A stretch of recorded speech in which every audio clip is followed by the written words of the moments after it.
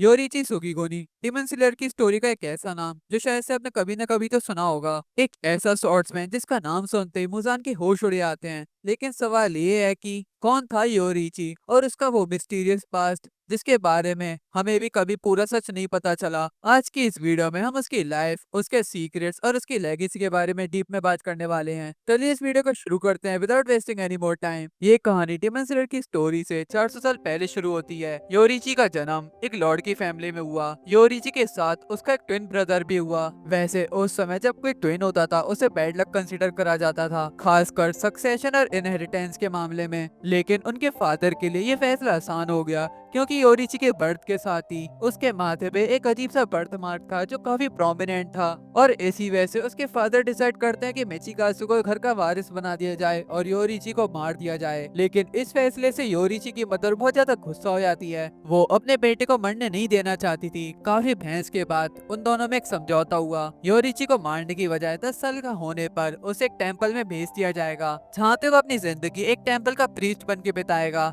इस फैसले के बाद योरिची और मिचिकासु की जिंदगी बिल्कुल अलग चलने लगी।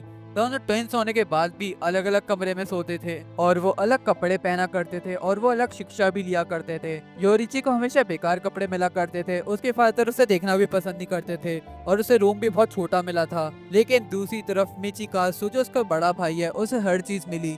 उसे सम्मान मिला, उसे अच्छे कपड़े मिले और उसे अच्छा रूम मिला। बचपन से योरिची ज्यादातर अपनी माँ के साथ ही रहता था, लेकिन इसका स्वभाव इतना चुप रहता था कि उसे समझना मुश्किल होता। बचपन से लेके अब तक योरिची नहीं हंसा, न ही उसने एक शब्द बोला। उसकी माँ जो रिलीजन पे बहुत ज्यादा विश्वास करती थी, वो सन गॉड से प्रे करती है कि उसका बेटा बोल सके और इसी वजह से योरिची को वो इयररिंग्स पहनाती है जो योरिची बहुत संभाल के रखता है। और सिर्फ उसकी माँ ही नहीं थी जो उसकी चिंता करती थी, उसका बड़ा भाई मिचिकासु भी उसकी बहुत ज्यादा चिंता करा करता था। वो योरिची के छोटे से रूम में चुपचाप आ जाया करता था, उसके फादर के मना करने के बावजूद भी, जस्ट बिकॉज वो उसके साथ खेल सके। मिचिकासु के लिए ये चीज बहुत ज्यादा रिस्की भी थी क्योंकि उसके फादर ने अगर उसे पकड़ लिया होता तो उसे बहुत पिटाई लगती। ना ही वो अपनी कोई चीज योरिची को दे सकता क्योंकि अगर वो अपनी चीज कोई देता तो उसके फादर समझ जाते। इस वजह से वो उसे एक लकड़ी की बांसुरी देता है जिसे उसने खुद ही बनाया था अपने हाथों से। अब योरिची और मिचिकासु की एक साल हो चुकी है। कुछ समय बाद मिचिकासु और उसका मास्टर्स और ट्रेनिंग कर रहे होते हैं। उस टाइम पे उन्हें योरिची भी देख रहा होता है और वो 7 साल बाद अपने भाई से बोलता है, ब्रदर क्या तुम्हारे सपना सबसे ताकतवर समुराई बनने का है? ये चीज सुन के मिचिकासु शॉक हो जाता है और वो अपनी वुडन स्वॉर्ड भी गिरा देता है। और उसके बाद योरिची बताता है कि उसे भी एक समुराई बनना है, लेकिन बदकिस्मती से उसे 3 साल बाद एक टेम्पल में छोड़ दिया जाएगा जहाँ पे उसे मॉन्क बनना होगा। जो उनको स्वॉर्ड मास्टर था वो मजाक मजाक में योरिची को एक वुडन स्वॉर्ड देता है और उसे थोड़े बेसिक इंस्ट्रक्शंस दिए कि इस स्वॉर्ड को कैसे पकड़ना है। उसके बाद उन्होंने योरिची को कहा कि उनपे वो एक अटैक करे और उसके बाद 1 सेकंड में योरिची ने उस पर 4 लगातार स्ट्राइक्स मारे, एक उसकी गर्दन पे, एक चेस्ट पे, एक पेट पे और एक टांग पे। और इस चीज से उनके ट्रेनर को बहुत ज्यादा चोट लग गई और वो बेहोश हो गए। ये चीज देख के मिचिकासु भी बहुत ज्यादा हैरान हो जाता है। वो अपने मन में बोल रहा होता है,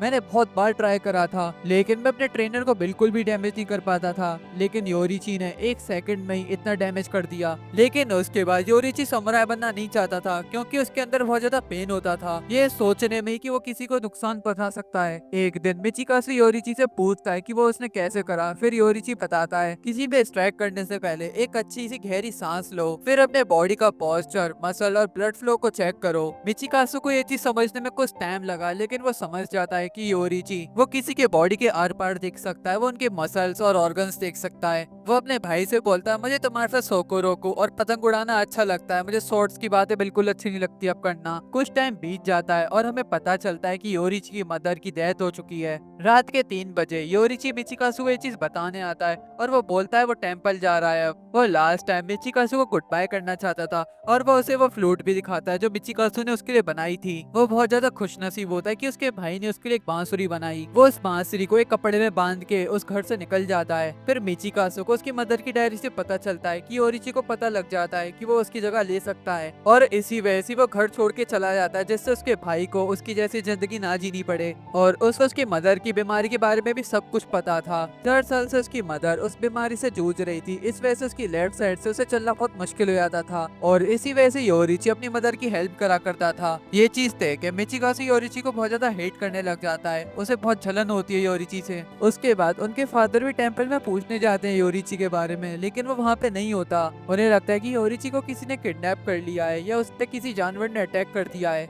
लेकिन योरिची उस टेम्पल में नहीं जाता, वो आसमान को देख देख के एक माउंटेन में चला जाता है, जहाँ पे वो एक लड़की को देखता है जो बिल्कुल अकेली खड़ी हुई है। उसकी एज भी योरिची की जितनी थी और वो अपने हाथ में एक बकेट लेके खड़ी हुई थी और वो बिल्कुल भी नहीं हिल रही थी उस जगह से। योरिची उससे पूछता है कि वो यहाँ पे क्या कर रही है, फिर वो बताती है उसकी पूरी फैमिली एक डिजीज से मर चुकी है और वो बिल्कुल अकेली है, उसके पास कोई भी नहीं है अब। वो एक राइस फील्ड में खड़ी होती है जहाँ पे वो टेडपोल्स लेने आई थी। ये सब बोलने के बाद वो लड़की बिल्कुल भी नहीं हिली इस जगह से। लेकिन जब सूरज ढलने लगा तो उस लड़की ने उन टेडपोल्स को वापस छोड़ दिया। योरिची उससे पूछता है क्या तुम इन्हें घर पे नहीं ले जाने वाली थी क्या? फिर वो बोलती है नहीं, क्योंकि मैं नहीं चाहती कि मैं इनके परिवार को इनसे अलग करूं। फिर योरिची बोलता है क्या होगा अगर मैं तुम्हारे साथ तुम्हारे घर चलूं? और वो जैसे ही योरिची को देखती है उसकी आंखों से आंसू निकलने लग जाते हैं और वो अपना नाम भी बताती है, उसका नाम मूटा होता है। वो 10 साल तक साथ ही रहते हैं और 10 साल के बाद वो हस्बैंड और वाइफ बन जाती हैं। कुछ टाइम बाद योरिची की वाइफ प्रेग्नेंट हो जाती है और वो बस अपने चाइल्ड को बर्थ देने से कुछ ही टाइम पीछे थी और इसी वजह से योरिची एक दिन एक नर्स को बुलाने निकला। उसने सोचा था कि वो सूरज ढलने से पहले वापस आ जाएगा, लेकिन रास्ते में उसकी मुलाकात एक बुजुर्ग आदमी से हुई जो हार्ट की प्रॉब्लम होने के बावजूद भी अपने बेटे से मिलने जा रहा था। उसका बेटा एक लड़ाई में घायल हो गया था। ये चीज देख के योरिची का दिल बिगड़ गया और उसने उस बुजुर्ग की मदद भी करी, उसे उसके बेटे के पास पहुंचा दिया। उसने सोचा वो नर्स अगले दिन बुला लेगा और वापस घर लौट गया, लेकिन रात होने तक जब वो घर आया तो उसने देखा कि उसकी पत्नी और अभी पैदा ना हुआ बच्चा दोनों का कत्ल हो चुका था। योरिची ने उनकी डेड बॉडीज 10 दिन तक अपनी गोद में संभाल के रखे और वो छोड़ नहीं पा रहा था उन्हें बिल्कुल भी। फिर एक दिन एक डीमन स्लेयर जो एक डीमन का पीछा कर रहा था योरिची के पास आया। उसने समझाया कि वो अपने परिवार का अंतिम संस्कार करे।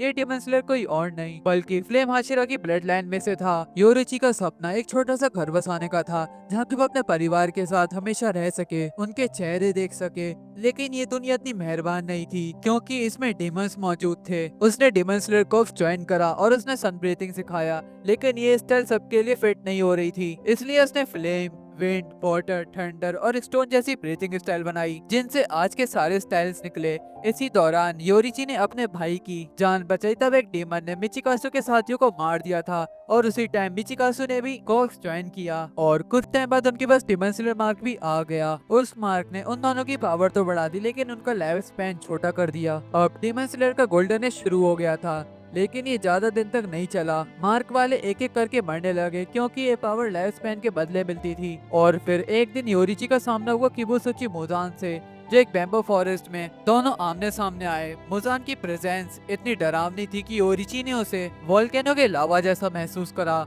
मुजान के पास 7 दिल और 5 दिमाग थे। योरिची ने अपने 13 फॉर्म्स यूज करके उसके शरीर के 2 टुकड़े कर दिए, उसके दोनों हाथ काट दिए और उसके सर को रिकनेक्ट होने से रोका। मुजान इस चीज से इतना डर गया था उसने अपने शरीर के 1800 टुकड़े कर लिए और उसने अपने भागने का प्लान बनाया, लेकिन योरिची ने उसके 1500 टुकड़े को तो काट दिया। लेकिन मुजान सक्सेसफुली एस्केप कर जाता है योरिची से। उस लड़की डीमन जो मुजान के साथ थी ने खुशी में उसका नाम लिया। ये थी लेडी टमायो जो उस दिन से मुजान के खिलाफ लड़ रही है। और उसके बाद योरिची के पास डिमन स्लेयर जल्दी आते हैं और उन डिमन स्लेयर से योरिची को पता चलता है कि उसका भाई भी डिमन बन चुका है एक। फिर योरिची बताता है कि वो मुजान को डिफीट नहीं कर पाया और मुजान के साथ जो लेडी टामायो थी वो उसे भी छोड़ देता है। इस वजह से डिमन स्लेयर कॉप्स बहुत ज्यादा गुस्सा हो जाती हैं और डिमन स्लेयर्स बोलते हैं कि योरिची को मार दिया जाए। लेकिन जो डिमन स्लेयर कॉप्स की हेड थी ओयाकाता, उसने योरिची के एग्जीक्यूशन को मना कर दिया और पूरे डिमन स्लेयर कॉप्स ने डिसाइड करा कि योरिची को डिमन स्लेयर कॉप्स से निकाल दिया जाएगा। कुछ समय बीत जाता है और वो एक दिन अपने दोस्त सुमियोशी के घर गया। सुमियोशी की वाइफ ने उसे खाना खिलाने की बात कही और उसकी रिक्वेस्ट पे योरिची ने 13 फॉर्म्स दिखाए अपने। सुमियोशी ने उन्हें अपनी याद में हमेशा के लिए बसा लिया। जाते जाते योरिची ने अपने इयररिंग्स उसे दे दिए और वापस न आने का वादा करा।